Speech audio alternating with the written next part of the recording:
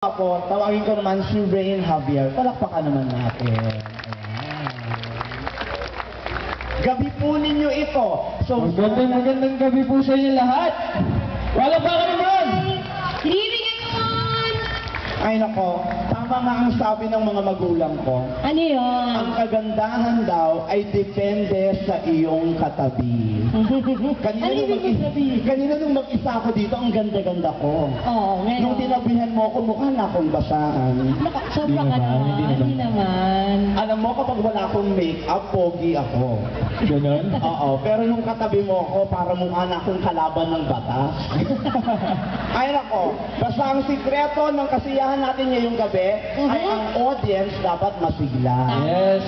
Tama ba ako doon? Dapat mag-join kayo, ha? Masigla ba tayong lahat? Isa pa ng palakpakan, come on!